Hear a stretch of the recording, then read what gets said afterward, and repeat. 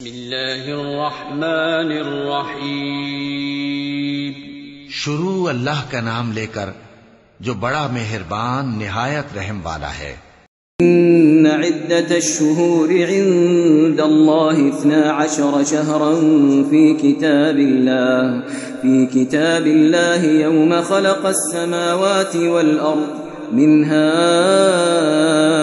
4 حرم ذلك الدين القيم فلا تظلموا فيهن أنفسكم وقاتلوا المشركين كافة كما يقاتلونكم كافة واعلموا أن الله مع المتقين إن الحمد لله نحمده ونستعينه ونستغفره ونعوذ بالله من شرور أنفسنا ومن سيئات أعمالنا من يهده الله فلا مضل له ومن يضلل فلا هادي له وأشهد أن لا إله إلا الله وأشهد أن محمدا عبده ورسوله يا أيها الذين آمنوا اتقوا الله حق تقاته ولا تموتن إلا وأنتم مسلمون يا أيها الناس اتقوا ربكم الذي خلقكم من نفس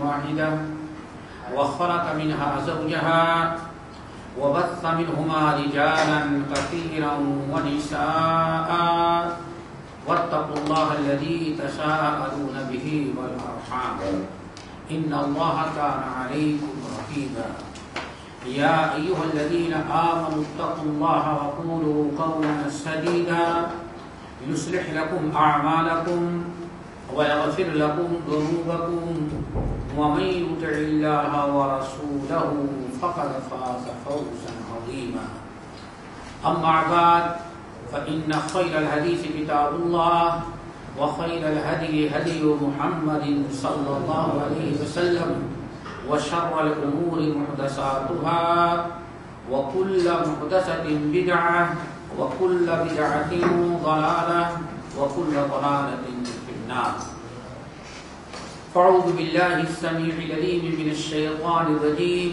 بسم الله الرحمن الرحيم إن عدة الشهور عند الله 12 شهرا في كتاب الله يوم خلق السماوات والأرض منها 4 حرم ذلك الدين القيم۔ محترم سامعین اور دینی بھائیوں اور بہنوں، یہ سورۃ التوبہ کی ایک آیت میں نے تلاوت کی ہے، اور اس آیت کو میں نے جو تلاوت کیا ہے وہ خاص مناسبت کے سے، کیونکہ یہ ایام جو چل رہے ہیں یہ ماہ محرم کے ایام ہیں اور یہ حرمت والے مہینے ہیں۔ اللہ رب العالمین نے اس آیت کے اندر بیان فرمایا کہ مہینوں کے سال بھر کے مہینوں کی تعداد اللہ رب العالمین کے نزدیک 12 ہے، یعنی سال میں 12 مہینے ہوتے ہیں، اور اس سال کے 12 مہینے جو اللہ تعالیٰ نے مقرر کیے ہیں یہ کوئی نئے نہیں بلکہ یوم خلق السماوات والارض، اسی دن جس دن سے اللہ تعالیٰ نے زمین اور آسمان کو پیدا کیا، یعنی یہ سال کی 12 مہینے جو مقرر کیے گئے ہیں ایک تو کوئی نئے نہیں ہیں بلکہ جس دن اللہ تعالیٰ نے زمین اور آسمان کو بنایا ہے اسی دن سے ہے۔ دوسری چیز یہ بڑی بات ہے کہ سال کے 12 مہینے جو مقرر کیے ہیں یہ انسان کے اختیار کردہ اور بنائے ہوئے مہینے نہیں ہیں، بلکہ ان 12 مہینوں کو اللہ تعالیٰ نے منتخب کیا ہے اور بنایا ہے۔ یہ اسلامی سال کے 12 مہینے جو ہیں ان کی بڑی خوبی ہے کہ اللہ تعالیٰ کے مقرر کردہ ہیں، اور ان اسلامی سالوں کے علاوہ اسلامی سال کے 12 مہینے جو ہیں ان کے علاوہ دنیا میں جتنے قسم کے سال کا حساب ہوتا ہے، جتنے مہینے ہیں وہ سب انسان کی بنائی ہوئی ہیں، اللہ تعالیٰ کے مقرر کردہ نہیں ہے۔ یہ بڑی فضیلت ہے اسلامی مہینوں کی اور بڑی خوش نصیبی ہے ہم مسلمانوں کی کہ ہمارے اسلامی مہینے جو ہیں وہ کسی بادشاہ کسی قوم کے مقرر کردہ نہیں ہے، بلکہ اللہ رب العالمین کے مقرر کردہ ہیں۔ وہ سال کے 12 مہینے کون ہیں؟ محرم، صفر، ربیع الاول، ربیع الثانی، جمادی الاولی، جمادی الثانیہ، رجب، شعبان، رمضان، شوال، ذی القعدہ، ذی الحجہ۔ یہ سال کے 12 مہینے ہو گئے، یہ سال کے 12 مہینے۔ ان سال کے 12 مہینوں میں سے اللہ تعالیٰ فرماتے منہا اربعۃ حرم، 4 مہینے جو ہیں یہ حرمت والے ہیں۔ ان سال کے 12 مہینوں میں 4 مہینوں کو اللہ تعالیٰ نے بڑی عزت اور احترام اور ادب والا مہینہ بنایا ہے، بنسبت اور مہینوں کے ان کی خاص خصوصیات ہیں، ان کا ادب، ان کا احترام، ان کی تعظیم اور تقریب کرنی چاہیے۔ ان مہینوں کا جتنا احترام ہو سکتا ہے ہم کریں، اور احترام کرنے کا سب سے بڑا ذریعہ یہ ہوگا کہ ہم ان مہینوں کے اندر اپنے آپ کو اللہ اس کے رسول کی نافرمانیوں اور برائیوں سے بچائیں۔ اس سال کے 12 مہینوں میں سے 4 مہینے جو اللہ تعالیٰ نے حرمت والے ہیں، اور ان کو حرمت والا مہینہ بھی اللہ تعالیٰ نے اسی وقت بنایا ہے جس دن آسمان اور زمین کو پیدا کیا، سال کے 12 مہینے مقرر کیے۔ وہ 4 مہینے حرمت والے کون ہیں؟ ذی القعدہ، ذی الحجہ، محرم۔ یہ 3 مہینے تو لگاتار مسلسل ہیں، اور ایک مہینہ ہے رجب جو شعبان سے پہلے آیا کرتا ہے، رجب کا مہینہ۔ تو یہ 4 مہینے 3 متواتر ہیں، مسلسل ہیں، اور ایک جو ہے وہ الگ ہے، منفرد، جو جمادی الثانیہ کے بعد اور شعبان سے پہلے آتا ہے، جس کو رجب کا مہینہ کہا جاتا ہے۔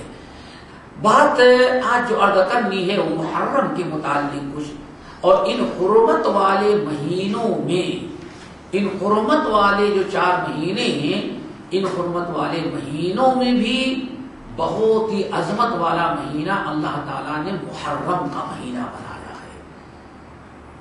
ماہ محرم کو 3 اعتبار سے سال کے اور مہینوں پر فوقیت دی گئی ہے۔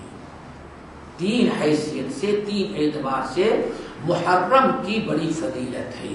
3 اسباب ہیں، 3 وجہ ہیں جن کی بنا پر محرم کو تمام مہینوں پر فوقیت دی گئی ہے۔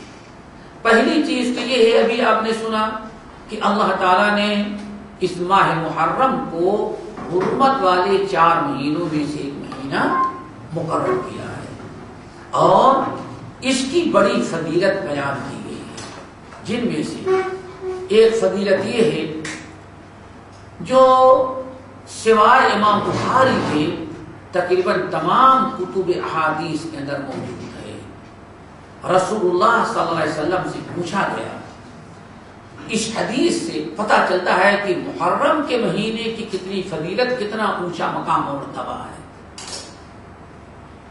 رسول اللہ صحیح مسلم، میں نے کہا سوائے بخاری کے تقریباً تمام کتب کی حدیث ہے۔ رسول اللہ صلی اللہ علیہ وسلم سے پوچھا گیا، یا رسول اللہ ای الصیام افضل بعد صیام رمضان، یا رسول اللہ ای الصلاۃ افضل بعد صلاۃ المکتوبہ وَأَيُّ الصِّيَامِ أَفْضَلُ مِنْ صِيَامِ رمضان۔ یہ آپ سے سوال کیا گیا، یعنی یا رسول اللہ آپ بتائیے کہ فرض نماز کے بعد، یہ 5 وقت کی جو نماز فرض ہے، فجر ہے، ظہر ہے، عصر ہے، مغرب ہے، عشاء، ان 5 نماز فریضہ کے بعد سب سے افضل نماز کیا ہے؟ یہ تو فرض نماز ہے، ان کے مقابلے میں کوئی نماز ہو ہی نہیں سکتی، لیکن نوافل نمازوں میں ان 5 وقتہ نماز کے بعد آپ بتائیے سب سے افضل نماز کون سی ہے؟ تو آپ اور وَأَيُّ الصِّيَامِ أَفْضَلُ بَعْدَ صِيَامِ رمضان، اسی طرح سے ماہ رمضان کے روزے کے بعد آپ بتائیے کہ سب سے افضل روزہ کس مہینے کا ہے؟ یہ 2 سوال آپ سے کیا گیا۔ فرائض نماز کے بعد سب سے افضل نماز کیا ہے، اور ماہ رمضان کا روزہ جو فرض ہے، اسلام کا رکن ہے، رمضان کے روزے کے بعد سب سے افضل روزہ کس مہینے کا ہوتا ہے؟ آپ نے ارشاد فرمایا کہ افضل الصلاۃ بعد صلاۃ المکتوبہ صلاۃ الرجل فی جوف اللیل او کما قال علیہ السلام۔ آپ نے فرمایا فرائض نماز کے بعد سب سے افضل نماز جو آدمی کی ہوتی ہے وہ یہ ہے کہ رات کے آخری حصے میں جب ساری دنیا کے لوگ سوئے ہوں تو اٹھ کر کے تہجد کی نماز پڑھنا، یعنی رات کی تاریکی میں، رات کے اندھیرے میں، رات کے آخری پہر میں جو تہجد کی نماز ادا کی جاتی ہے، یہ فرائض نماز کے بعد سب سے افضل نماز ہے۔ اللہ تعالیٰ ہم سب کو اس نماز کی پابندی اور پڑھنے کی توفیق نصیب فرمائے۔ بہت بڑا عمل یہ ہے، تہجد گزاری بہت بڑی نیکی ہے۔ ایک حدیث کے اندر آیا کہ اللہ رب العالمین نے انسان کی ساری عزت جو رکھی ہے وہ تہجد کی نماز میں رکھی ہے۔ اللہ رب العالمین نے بہت ہی اونچا مقام و مرتبہ اس نماز کا دے رکھا ہے، تو اس لیے کوشش کر کے اس نماز کی پابندی کی جائے۔ پھر آپ نے فرمایا دوسرے سوال کا جواب کہ وَأَفْضَلُ الصِّيَامِ بَعْدَ صِيَامِ رَمَضَانَ صِيَامُ شَهْرُ اللَّهِ الْمُحَرَّمِ۔ وَأَفْضَلُ الصِّيَامِ بعد صيام رمضان صيام شهر الله المحرم۔ آپ نے ارشاد فرمایا کہ ماہ رمضان کے روزوں کے بعد سب سے افضل روزہ جو ہے شہر اللہ المحرم کا ہے، یعنی اللہ کا مہینہ جو محرم ہے اس کا روزہ سب سے افضل ہے۔ ذرا سوچیے کتنی فضیلت والا مہینہ کہ اللہ رب العالمین نے اس مہینے کے روزے کو رمضان کے بعد سب سے افضل روزہ قرار دیا۔ حضرت جندب رضی اللہ تعالیٰ عنہ کی دوسری حدیث جس کو امام احمد بن حنبل رحمۃ اللہ علیہ نقل کرتے ہیں، اس میں بھی یہی بیان کیا گیا کہ آپ سے پوچھا گیا یا رسول اللہ آپ بتائیں کہ فرض نماز کے بعد سب سے افضل نماز کون سی ہوتی ہے؟ تو آپ نے فرمایا تہجد کی نماز ہوتی ہے۔ پھر پوچھا گیا یا رسول اللہ رمضان کے روزے کے بعد سب سے افضل روزہ کس دن کا ہو، کس مہینے کا ہے؟ تو آپ نے ارشاد کیا صیام شہر اللہ الذی تدعونہ المحرم۔ بڑا جامع معنی الفاظ آپ نے استعمال کیا۔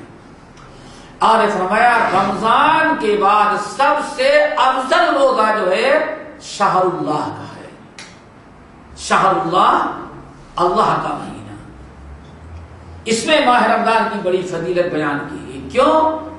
سال کے 12 مہینوں میں ایک ہی مہینہ ہے جس کو شہر اللہ کہا گیا کہ اللہ کا مہینہ۔ سال کے 12 مہینوں میں صرف ماہ محرم کو یہ فضیلت حاصل ہے کہ اللہ تعالیٰ نے اس مہینہ، نبی علیہ السلام نے اس مہینوں کو شہر اللہ کا ہے، اللہ کا مہینہ۔ جس چیز کی نسبت اللہ تعالیٰ کی طرف کی جاتی ہے اس کا مقام و مرتبہ بہت ہی بڑھ جایا کرتا ہے۔ پھر آپ نے فرمایا شہر اللہ سے مراد کون ہے؟ الذی تدعونہ المحرم۔ شہر اللہ وہی ہے جس کو تم لوگ محرم کہتے ہو۔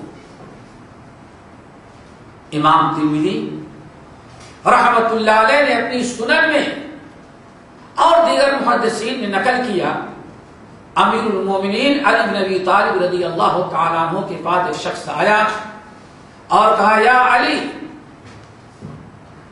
ای شہر تأمرونہ، رمضان کے بعد آپ مجھے کس مہینے میں روزہ رکھنے کی کا حکم دیتے؟ بولیے رمضان کے بعد وہ کون سا مہینہ جس میں میں روزہ رکھوں، آپ مجھے بتائیے۔ اس نے علی رضی اللہ تعالیٰ نے سوال کیا کہ آپ کے نزدیک یا رمضان کے بعد کس مہینے کا روزہ رکھنے کا آپ مشورہ دیتے، حکم دیتے، میں اسی مہینے کا روزہ رکھوں گا. تو علی رضی اللہ تعالیٰ عنہ نے فرمایا اللہ کے بندے، نبی علیہ السلام سے پوری زندگی میں، آپ کی زندگی میں ایک ہی شخص نے یہ سوال کیا تھا جو تو نے مجھ سے کیا. ایک ہی شخص نے، کسی اور دوسرے نے سوال نہیں کیا، اور وہی سوال آج تو مجھ سے کر رہا ہے. ہم نبی علیہ السلام کے پاس بیٹھے ہوئے تھے،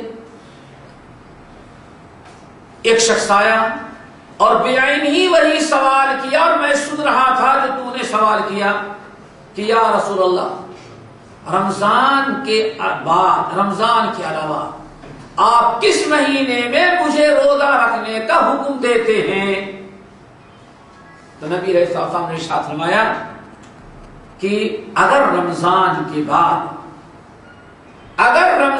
کے بعد تم اور کسی مہینے میں روزہ رکھنا چاہتے ہو فصم شہر المحرم، تو تم محرم کے مہینے میں روزہ رکھا کرو. یہ محرم کی بڑی فضیلت ہے. ان شئت، اگر تم رمضان کے علاوہ کسی اور مہینے میں روزہ رکھنا چاہتے ہو زیادہ زیادہ، فصم المحرم، تو محرم کے مہینے میں تم روزہ رکھو. پھر نبی علیہ السلام نے آگے ارشاد فرمایا فَإِنَّ فِيهِ يَوْمٌ تَابَ اللَّهُ عَلَيْهِ ثُمَّ يَتُوبُ عَلَىٰ قَوْمٍ آخِرِينَ وَيَتُوبُ عَلَىٰ قَوْمٍ آخِرِينَ. روزہ رکھنے کے علاوہ، روزے کے ساتھ ساتھ ایک اور فضیلت نبی علیہ السلام نے بیان کر دیا. فرمایا یہ محرم کے مہینے کی بڑی فضیلت ایک یہ بھی ہے کہ اسی مہینے میں اللہ تعالیٰ نے ایک بڑی قوم پر بڑا اپنا فضل و کرم کیا، اپنی رحمتیں نازل کیا، اپنی نصرت اور مدد نازل کیا، ان کے زندگی کے گناہوں کو معاف کیا، اللہ نے ان کو مدد کی، ان کی مدد کیا، ان پر اپنی رحمتیں نازل کی. وَيَتُوبُ عَلَىٰ قَوْمٍ آخَرِينَ، اور اسی مہینے میں آنے والی قوم پر بھی اللہ تعالیٰ اپنی رحمتیں نازل کریں گے. یہ 3 حدیثیں تو میں نے پیش کیا، یہ ثابت کرنے کے لیے، آپ کو بتانے کے لیے کہ ماہ رمضان کی پہلی فضیلت کی وجہ، محرم کے مہینے کی فضیلت 3 اسباب کی بنا پر جو ہے، ان میں پہلی وجہ ہے کہ اللہ تعالیٰ نے اس کو حرمت والے مہینوں میں، 4 حرمت والے مہینوں میں داخل کیا. پھر ان 4 حرمت والے مہینوں میں بھی اللہ تعالیٰ نے محرم کو بہت ہی فضیلت دیا. ماہ محرم کی فضیلت کا دوسرا سبب وہ بھی بڑا اہم ہے، وہ یہ ہے کہ اس مہینے میں اللہ تعالیٰ نے محرم کے مہینے میں ایک دن عاشورہ کا رکھا ہے. عاشورہ یعنی 10ویں محرم. پہلی فضیلت کا پہلا سبب تو ہے حرمت والا مہینہ، اور دوسرا سبب کیا ہے بڑا اہم، کہ اس مہینے میں جو 10ویں تاریخ ہے جس کو عاشورہ کہا جاتا ہے، اس کی بڑی فضیلت اللہ تعالیٰ نے دے رکھی ہے، جس کو ہم لوگ یوم عاشورہ کہتے ہیں. عاشورہ کی فضیلت کیا؟ ایک تو یہ ہے جس کی طرف پہلی حدیث میں اشارہ کیا گیا کہ اللہ رب العالمین نے ایک قرآن پاک کے مختلف مقامات پر بہت ہی زیادہ واقعہ بیان کیا. فرعون جو مصر کا بادشاہ تھا، اس کو کسی نجومی نے یہ بتا دیا تھا کہ تمہارے یہاں یہ مسلمان قوم جو آباد ہے، ان کے ہاں ایک بچہ پیدا ہوگا جس کے ذریعے تمہاری حکومت ختم ہوگی، تمہاری بربادی ہے. اس بات کو فرعون کو جب نجومیوں نے بتایا، یا بعض روایتوں میں آتا ہے، بعض تاریخی اور تفصیلی روایات، کہ فرعون نے ایک خواب دیکھا۔ خواب کیا دیکھا؟ کہ فلسطین سے ایک آگ کا انگارہ، ایک چنگاری اڑی اور سیدھے آ کر کے وہ مصر میں گر کر کے مصر کو جلا دیا۔ اتنے لمبے فاصلے میں فلسطین سے نکلی اور مصر کے درمیان کسی کو کوئی نقصان نہیں پہنچا، سیدھے آ کر کے مصر میں بھی گری اور مصر کو جلا کے راکھ کر دیا۔ فرعون نے جو خواب کی تعبیر بتانے والے تھے ان کو اکٹھا کیا اور پوچھا، تو معبرین جو خواب کی تعبیر بتانے والے تھے ان میں کسی نے بتایا کہ صاحب یہ تو بڑا خطرناک خواب ہے، فلسطین میں جو مسلمان قوم آباد ہے وہاں سے ایک بچہ پیدا ہوا، اس قوم میں ایک بچہ پیدا ہوگا اور پھر اسی کے ذریعے یہ تمہارا ملک تباہ ہوگا، تمہاری حکومت ختم ہو جائے گی۔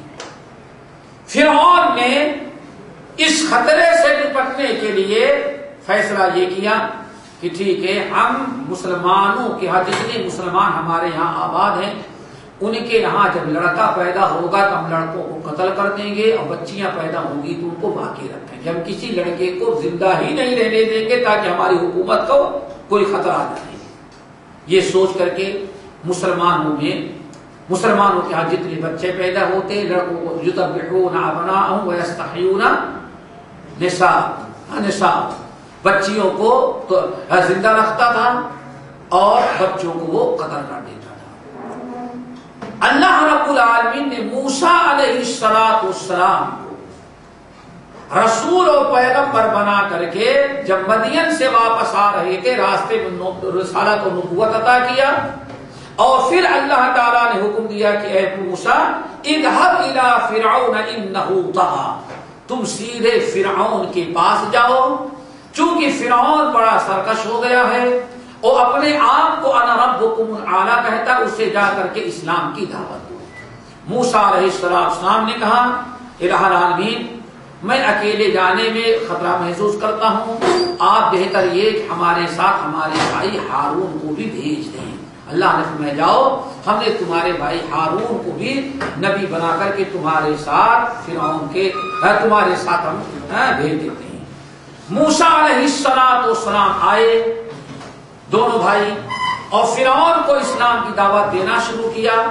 فرعون مزید چڑھ گیا اور برابر وہ مسلمان بچوں کو قتل کرتا رہا اور موسیٰ علیہ السلام کے ذریعے حکومت اس کی ختم ہونی تھی۔ اللہ تعالیٰ نے موسیٰ کلیم اللہ کو باقی رکھا، جو پھر کسی اور موقع پر یا ممکن ہے اکثر ساتھیوں کو یہ قصہ معلوم ہوگا۔ موسیٰ علیہ السلام نے جب رسالت و نبوت کا دعویٰ کیا، اعلان کیا اور فرعون کو اسلام کی دعوت دی تو اب کفر و اسلام کی لڑائی ٹھن گئی۔ فرعون مسلمانوں پر طرح طرح کا ظلم کیا، کچھ فرعون کے بھی عادی مسلمان ہو گئے جن میں سر فہرست وہ فرعون کی بیوی حضرت آسیہ علیہ السلام تھی۔ بہرحال برابر کشمکش چلتی رہی، لڑائی چلتی رہی، یہاں تک کہ مسلمانوں نے تنگ آ کر کے موسیٰ علیہ السلام سے دعا کی اپیل کی کہ آپ اللہ تعالیٰ سے دعا کریں کہ فرعون کے ظلم سے ہمیں نجات دے۔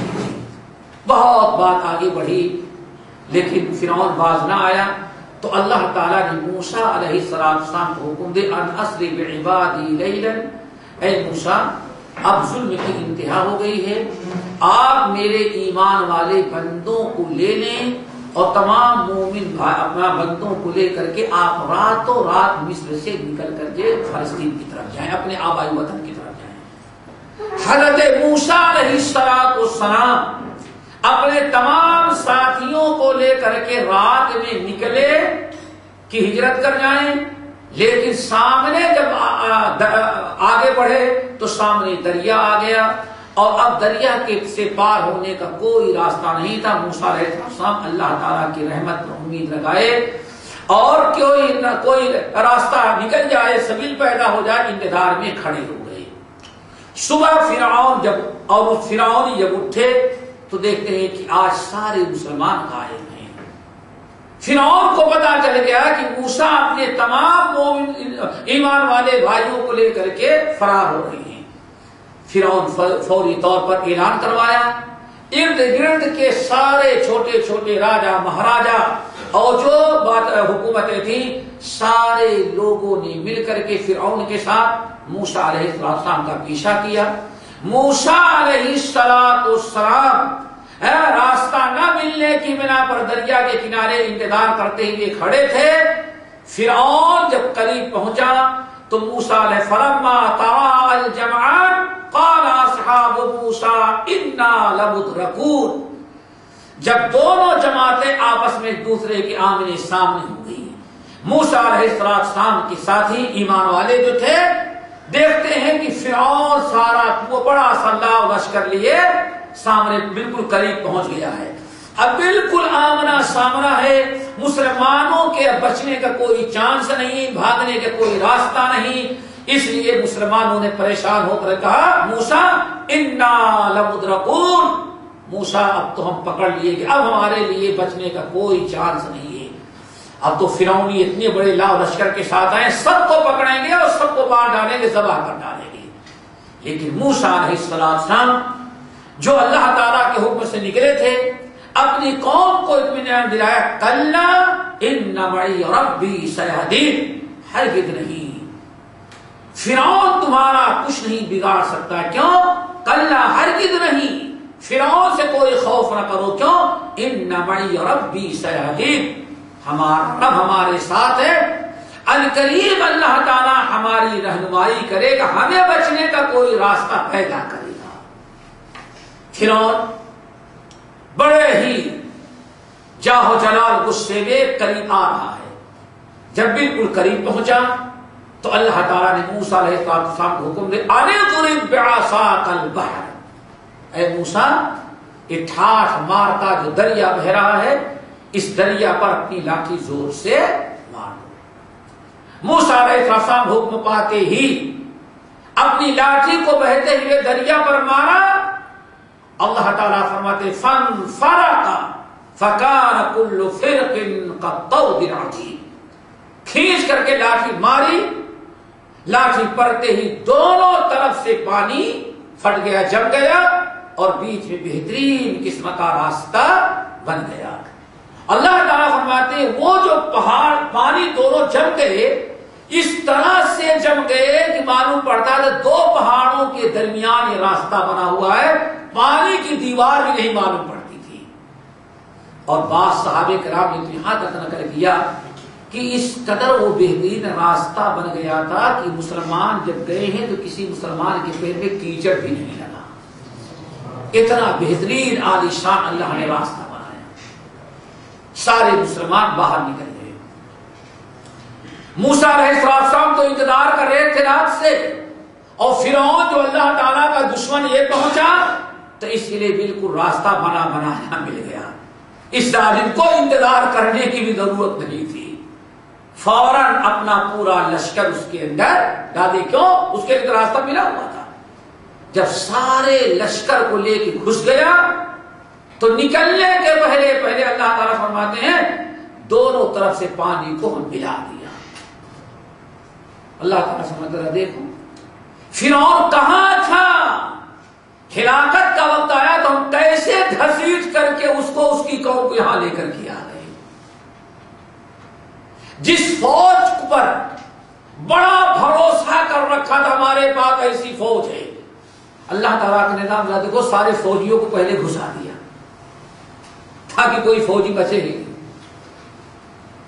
جب گھس گئے اللہ رب العالمین نے پانی کو ملایا اور پانی کی موجوں نے پٹک پٹک کر کے سارے فرعونیوں کو ختم کر دیا.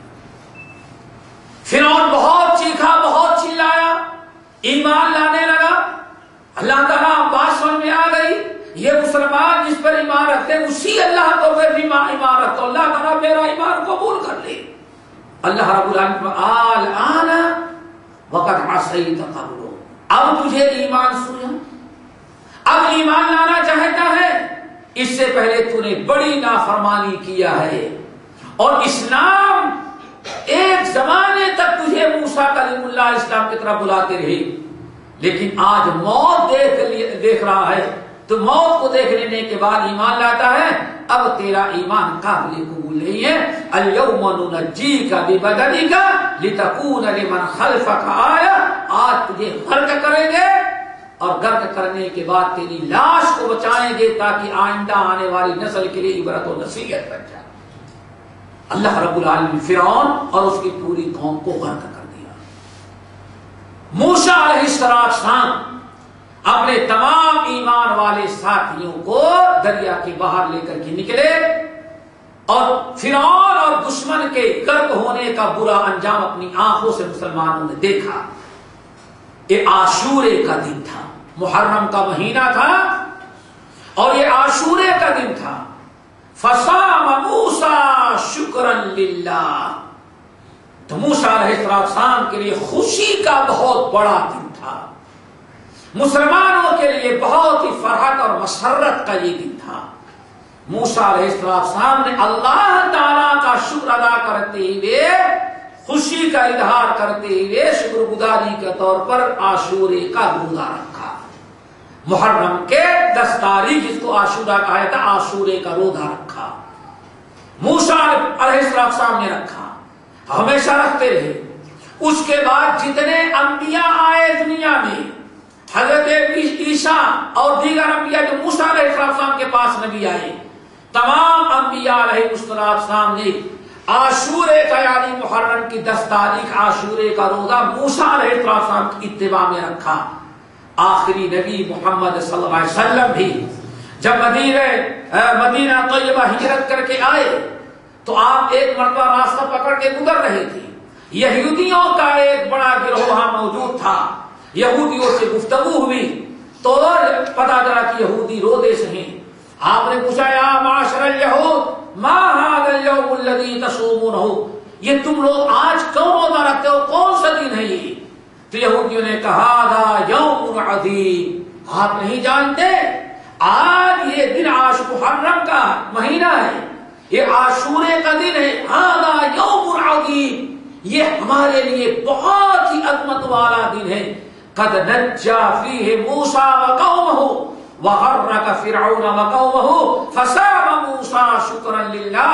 بات اصل یہ ہے موسیٰ علیہ السلام نے، یہ بڑا عظمت والا دن ہے، آج ہی کے دن اللہ تعالیٰ نے موسیٰ علیہ السلام اور ان کی قوم کو فرعون کے ظلم سے نجات دیا۔ فرعون اور اس کی قوم کو اللہ تعالیٰ نے آج ہی کے دن غرق کر کے نیست و نابود کیا، ہمارے دشمنوں کا خاتمہ کیا۔ تو موسیٰ علیہ السلام نے اللہ تعالیٰ کا شکر ادا کرنے کے لیے روزہ رکھا تھا، اس لیے فنحن نصومہ، تو اپنے نبی موسیٰ کلیم اللہ کی سنت کو ادا کرتے ہوئے، ان کی پیروی کرتے ہوئے ہم بھی آج روزہ رکھتے ہیں۔ جب یہودیوں نے اپنا ایک پورا قصہ بیان کیا تو نبی علیہ السلام نے ارشاد فرمایا فنحن احق بموسیٰ منکم، اے یہودیوں موسیٰ کی پیروی کرنے کے ہم زیادہ اس سے حقدار ہیں۔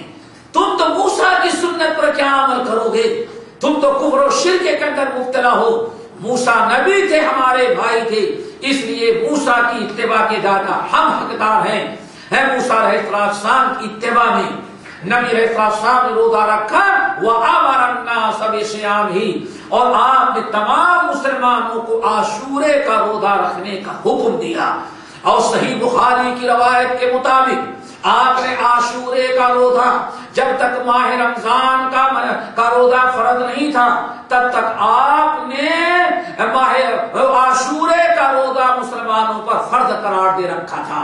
اسی لیے حدیث کے طرح صحیح بخاری کی روایت ہے، نبی علیہ السلام نے نماز فجر ادا کرائی اور فرمایا اے لوگوں آج عاشورے کا دن ہے، آج محرم کی 10 تاریخ ہے، ہم نے روزہ رکھا ہے اور تم لوگوں میں جس نے سحر کیا ہے روزہ رکھا ہے وہ روزہ پورا کرے، اور اگر کوئی سحر نہیں کیا ہے تو وہ بھی روزہ رکھے، اور چلے جاؤ مدینے کے گلیوں اور باہر کے دیہی علاقوں میں اعلان کر دو کہ آج عاشورے کا دن ہے، آج کا روزہ رکھنا ضروری ہے، جو لوگ روزہ رکھے ہیں وہ روزہ پورا کریں، اور اگر کسی نے صبح کچھ کھا پی کر کے ناشتہ کر لیا ہے تو اس وقت سے وہ روزہ رکھے اور اب غروب شمس تک کچھ کھائے پیے نہیں۔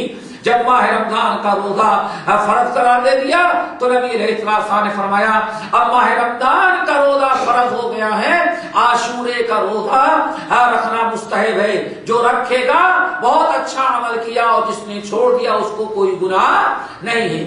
اسی طرح سے موسیٰ علیہ السلام کے بعد سے لے کر کے آخری نبی محمد صلی اللہ علیہ وسلم تک عاشورے کا روزہ برابر رکھتے رہے، یہاں تک کہ جو مشرکین عرب تھے، مشرکین مکہ کہا جاتا ہے، مشرکین مکہ بھی روزہ رکھا کرتے تھے عاشورے کا، جیسے کہ صحیح بخاری وغیرہ کی روایت ہے۔ ام المومنین عائشہ رضی اللہ تعالیٰ عنہ کہتی ہیں کہ یوم عاشوراء کانت قریش تصومہ فی الجاہلیت، عاشورے کا تو وہ مقدس دن ہے کہ جاہلیت میں کفار مکہ قریش مکہ بھی عاشورے کا روزہ رکھا کرتے تھے، اور چونکہ نبی علیہ السلام مکے کے اندر پیدا ہوئے تھے تو اس لیے آپ جب بڑے ہوئے تو اپنی قوم کی طرف روزہ رکھتے ہوئے دیکھا تو نیک عمل تھا، آپ نے بھی عاشورے کا روزہ رکھا۔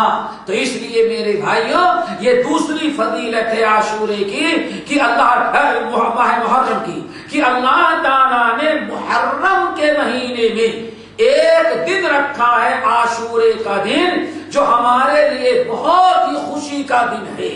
کیوں؟ اسلام کا دشمن فرعون اور اس کی ساری قوم کو اللہ تعالیٰ نے غرق کیا، موسیٰ کلیم اللہ اور ان کے ایمان والے ساتھیوں کو نجات دیا۔ یہ عاشورے، اور پھر اللہ کے رسول نے فرمایا یہ عاشورے کے دن اللہ نے ایک قوم پر مہربانی کی تھی، آئندہ بھی آنے والی قوموں پر اللہ تعالیٰ اپنا رحم و کرم کرے گا۔ اور رحم کرم کیا ہے؟ اور رحم کرم یہ ہے کہ نبی علیہ صحیح مسلم کی حدیث، نبی علیہ السلام سے پوچھا گیا یا رسول اللہ آپ بتائیے یوم عرفہ کے روزے کے متعلق آپ کا خیال کیا ہے؟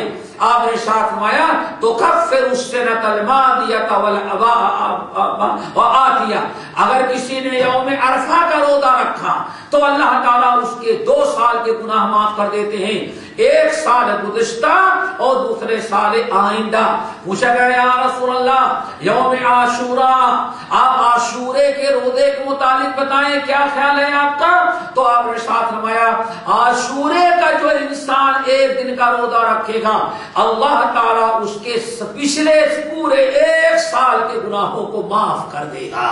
تو قیامت تک آنے والے لوگوں پر اللہ تعالیٰ عاشورے کے دن یہ اپنا فضل و کرم کرتا ہے، یہ مہربانی کرتا ہے کہ جس نے عاشورے کا روزہ رکھ لیا اللہ تعالیٰ عاشورے کے روزے کی برکت سے پورے پچھلے سال کے تمام گناہوں کو اللہ تعالیٰ معاف کر دیتے ہیں۔ صحابہ کرام اور نبی علیہ السلام اسی لیے عاشورے کے روزے کی بڑی پابندی کیا کرتے تھے، یہاں تک کہ عاشورے کے روزے کو جب ضروری قرار دیا گیا تھا تو عورتیں اپنے شیر خوار بچوں کو بھی روزہ رکھوایا کرتی تھی، سحر کے وقت بچوں کو دودھ پلا دیتی تھی اور غروب شمس تک ان کو ایسے بھوکا رکھتی تھی، غروب شمس ہو جاتا تھا تب اپنے بچوں کو دودھ پلایا کرتی تھی، اور دن میں اگر بچے بھوک وجہ سے رونے لگتے تھے تو ان کے لیے کھلونے تیار رکھا کرتی تھی، جب بچہ رونے لگتا کوئی کھلونا پکڑا دیتی اور بچہ نیا کھلونا دیکھ کر کے پا کر کے اس میں خوش ہو جاتا اور بھوک کو بھول جایا کرتا تھا۔ تو اتنی شدت کے ساتھ عاشورے کا روزہ رکھا جاتا رہا، لیکن نبی علیہ السلام اپنے کا جب آخری عاشورہ تھا، یعنی آپ کے زندگی کا آخری محرم جو تھا، آپ نے عاشورے کا روزہ رکھ لیا، محرم کا مہینہ عاشورے کا دن ختم بھی ہو گیا، محرم بھی شاید ختم ہو چکا ہو، تو بعض مسلمان صحابہ نے کہا یا رسول اللہ یہ عاشورے کا روزہ یہودی بھی رکھتے ہیں اور ہم لوگ بھی رکھتے ہیں، تو اس سے تو یہودیوں کی مشابہت لازم آتی ہے اور یہودیوں کی مشابہت تو ہمیں نہیں کرنا چاہیے۔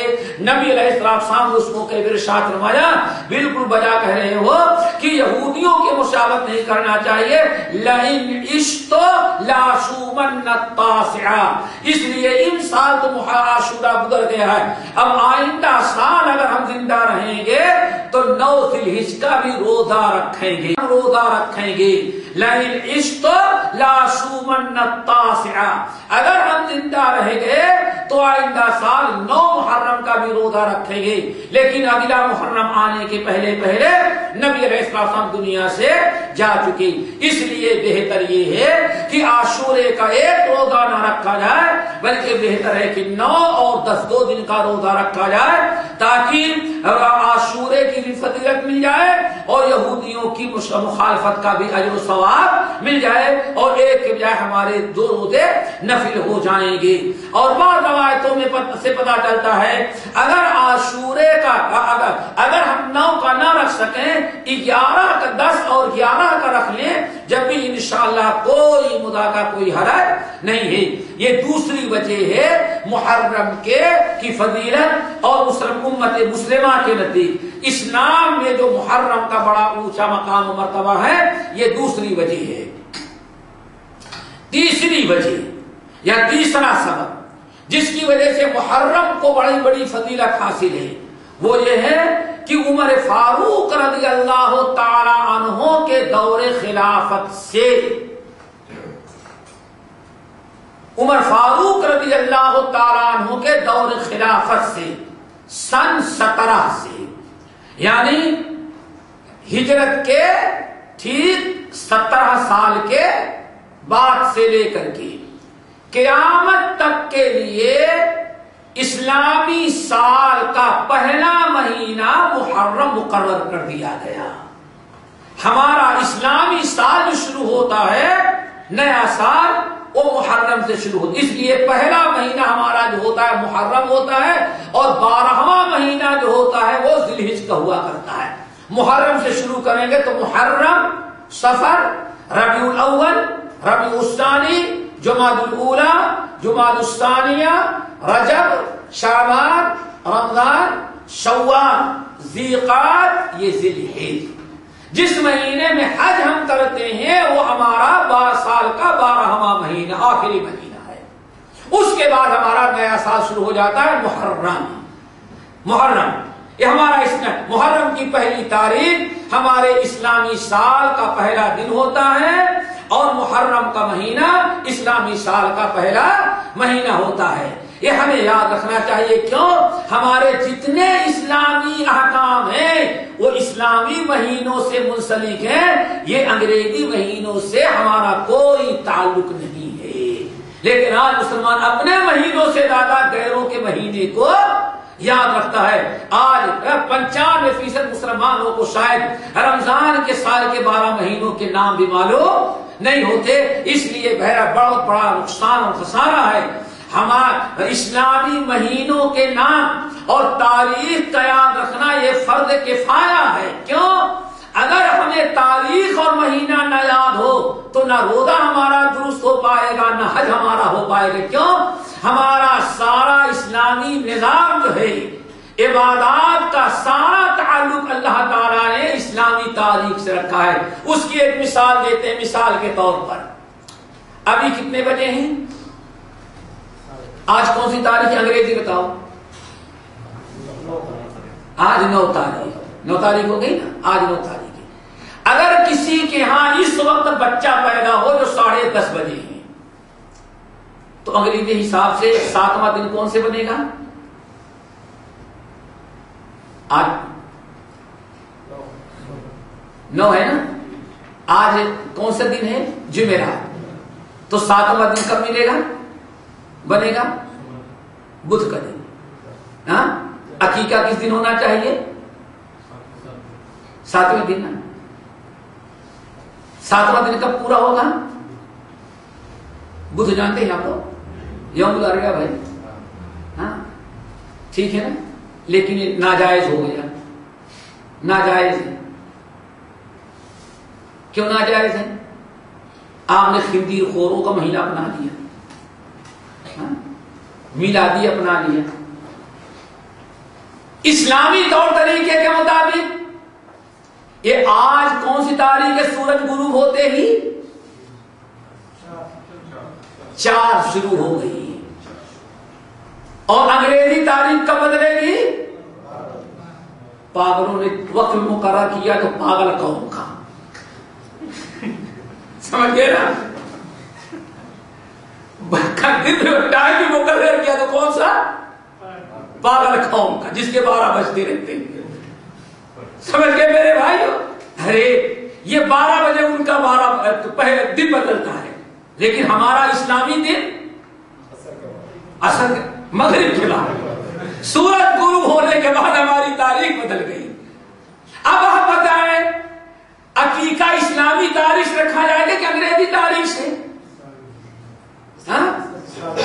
اسلامی تاریخ سے. کیوں؟ عقیقہ اسلامی حکم ہے.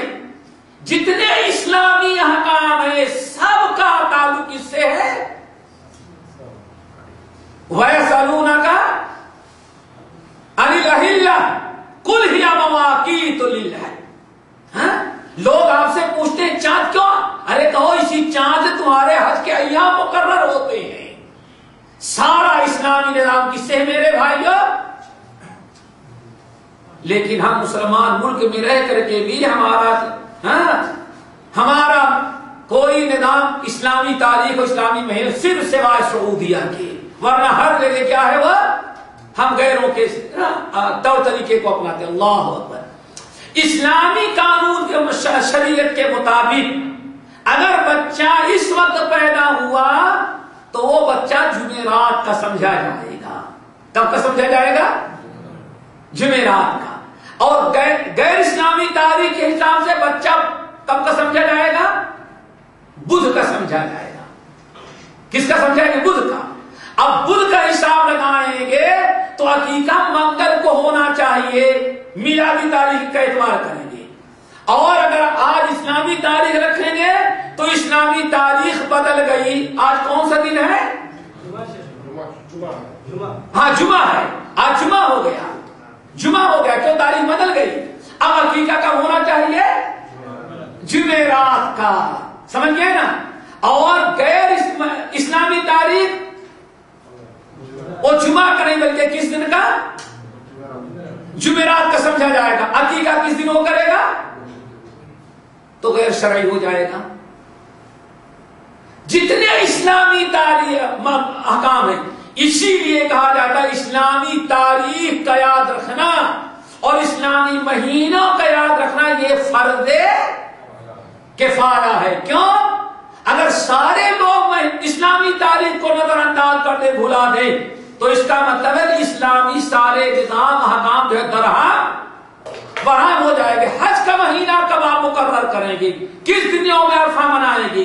رمضان کس دن شروع ہوگا؟ رمضان کس دن ختم ہوگا؟ یہ سارا نظام بگڑ جائے گا اگر آپ یاد نہیں رکھیں گے تو. اسی لیے ضروری ہے کہ ان مہینوں کو یاد رکھا جائے. بہرحال تو بتا رہا تھا کہ امیر المومنین عمر بن الخطاب رضی اللہ تعالیٰ عنہ کے زمانے سے ہجرت کے 17 سال گزر گیا، 17واں سال چل رہا تھا. اس وقت سے لے کر کے اب قیامت تک کے لیے ہمارا اسلامی سال کب سے مقرر ہوا؟ محرم کی پہلی تاریخ سے. اور اس کی وجہ کیا ہوئی؟ وجہ یہ ہوئی کہ امام بخاری رحمۃ اللہ نے اپنے صحیح بخاری کے اندر ایک باب قائم کرتے ہیں کہ مسلمانوں نے اپنی تاریخ کیسے متعین کیا. تو بڑی تفصیلی بحث ہے، اس میں ہم جانا نہیں چاہتے. اس کا خلاصہ یہ ہے کہ ابو موسیٰ الاشعری رضی اللہ تعالیٰ عنہ جو جلیل القدر صحابی تھے، عمر فاروق رضی اللہ تعالیٰ عنہ کی طرف سے یہ یمن کے گورنر مقرر تھے. عمر فاروق رضی اللہ تعالیٰ عنہ نے لے کر لکھا اور اس کے اندر کچھ ہدایات دیا. لیٹر تو مل گیا لیکن یہ نہیں پتا چلتا کہ یہ کب کا لکھا ہوا ہے اور کب سے چلا ہوا ہے. تو اس وقت ابو موسیٰ اشعری رضی اللہ تعالی عنہ یمن سے مدینہ طیبہ آئے اور امیر المومنین عمر بن الخطاب رضی اللہ تعالیٰ عنہ سے ملے اور وہ لیٹر دکھایا. کہا امیر المومنین اس قسم کے لیٹر آپ لکھتے ہیں تو ہم لوگوں کو یہ نہیں پتا چلتا کہ کب کا لکھا ہوا ہے.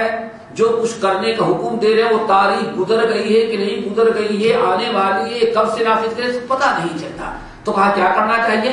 کہا ہم نے یمن میں دیکھا ہے کہ کہ وہاں کے لوگ جو ہے لکھتے ہیں کہ یہ فلاں مہینہ ہے، فلاں دن ہے اور فلاں مہینے کی یہ تاریخ ہے، تو اس سے لے کر کتنا بھی پرانا ہے یا کتنا نیا ہے سب پتہ چل جاتا ہے۔ تو برائے مہربانی اس پر ہم لوگوں کو غور کرنا چاہیے۔ عمر فاروق رضی اللہ تعالیٰ عنہ کی بالکل وجہ ہے۔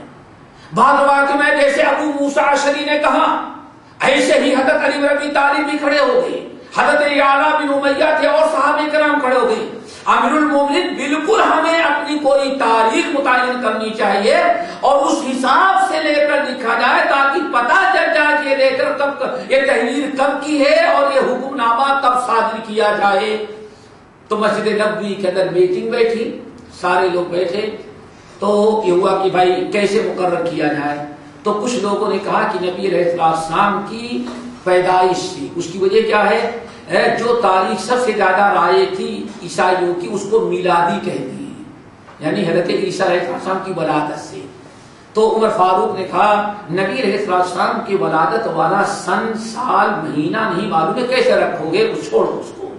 پھر کچھ لوگوں نے کہا امیر المومنین اچھا ولادت پر نہیں تو کم سے کم وفات کی تاریخ دن مہینہ سب کو معلوم ہے، آپ بھی تھے ہم بھی تھے، اس لیے ہم لوگ آپ کی وفات سے اپنی تاریخ مقرر کر دیتے ہیں۔ جس مہینے میں آپ کی وفات ہوئی اس مہینے کو سال کا پہلا مہینہ، اس تاریخ کو سال کی پہلی تاریخ دے دیں گے۔ عمر فاروق نے کہا کہ ہر سال نبی علیہ السلام کی وفات منا کر کے ہم اپنے غم کو تازہ نہیں کرنا چاہتے کہ بلا وجہ تازہ کریں کہ آج کا دن تھا اللہ رسول کو کی روح کب تک، یہ سب تکلیف دہ بات ہے۔ بات آگے بڑھتی رہی، حضرت علی، بعد واقع میں عثمان، عمر فاروق، اچانک چند لوگوں کے ذہن میں بات آئی، کہا کہ نہیں، دنیا میں جتنی تاریخیں ہیں وہ کسی نے کسی ذات کی پیدائش، وفات، میلاد یا کسی انسان سے منسلک ہیں۔ ہم اپنی اسلامی تاریخ جو متعین کریں گے وہ کسی کی ذات سے نہیں، کسی شخص سے نہیں، بلکہ ہم لوگ اپنی تاریخ متعین کریں گے اس حادثے کی، اس واقعے سے کہ جہاں سے اسلام کا عروج شروع ہوا ہے۔ اور اسلام کا عروج کیسے شروع ہوا؟ جب تک مکے میں مسلمان تھے، نبی علیہ السلام مکے میں تھے، تب تک سارے مسلمان دبے ہوئے تھے۔ جہاں ہجرت کر کے مدینہ طیبہ پہنچے پھر مسلمانوں کا عروج شروع ہو گیا۔ اس لیے ہم لوگ ہجرت والے واقعے سے اپنی تاریخ مقرر کریں گے۔ تمام لوگوں نے تائید کیا، تو چونکہ نبی علیہ السلام ہجرت کا یہ فیصلہ جو کیے تھے کہ ہاں ہجرت کرنی ہے، حج کا مہینہ تھا، حج کے ایام تھے، اور آپ نے مینا میں بیٹھ کر کے ہجرت کرنے کا حتمی فیصلہ کر لیا تھا، اور پھر اس کے بعد سے لوگ ہجرت کرنا شروع کر دیے تھے۔ تو ذی الحج کا مہینہ تو یوں ہی گزر گیا، محرم کا مہینہ اس کے بعد جو آ رہا تھا، عمر فاروق رضی اللہ تعالیٰ عنہ اور صحابہ کرام نے کہا محرم کے مہینے سے ہم لوگ یہ ذی الحج کا مہینہ چھوڑ دیتے ہیں، کیوں؟ آدھا تو ایسے بھی گزر چکا ہے، اس لیے اس کو ختم کر دینے کے بعد محرم کی پہلی تاریخ کو ہم لوگ اسلامی سال کا پہلا دن اور محرم کے مہینے کو اسلامی سال کا پہلا مہینہ قرار دیتے ہیں۔ لوگوں نے تائید کیا، اس وقت سے با اتفاق مسلمان صحابہ اور تمام مسلمانوں نے اس پر اجماع کیا کہ ہماری اسلامی تاریخ سال محرم کے مہینے سے شروع ہوگی، اور محرم ہی کا مہینہ ہمارا پہلا مہینہ ہوگا، اور پہلی تاریخ جو ہوگی ہماری پہلی سال کا پہلا دن ہوگا۔ اس وقت سے لے کر کے الحمدللہ آج تک چلتا آ رہا ہے، اور امید ہے کہ قیامت تک اللہ تعالیٰ اس عمل خیر کو باقی رکھے گا۔ کیوں باقی؟ اس لیے ہمیں رکھنا ہے، اور اللہ رکھے گا کیوں؟ اسلام کے سارے احکام پر عمل کرنا انہی تاریخوں پر منحصر ہے۔ اگر یہ تاریخیں ہمیں نہ یاد نہیں مٹ گئی تو پھر سارے اسلامی احکام جو ہے معطل ہو جائیں گے۔ عیسائیوں کی طرح ہمارا رمضان بھی کب پہنچ جائے گا؟ عیسائی کب روزہ رکھتے ہیں؟ جنوری میں، دسمبر میں؟ ہاں دن بھی چھوٹا ہو ٹھنڈا بھی ہو تاکہ روزہ بھاری نہ پڑے.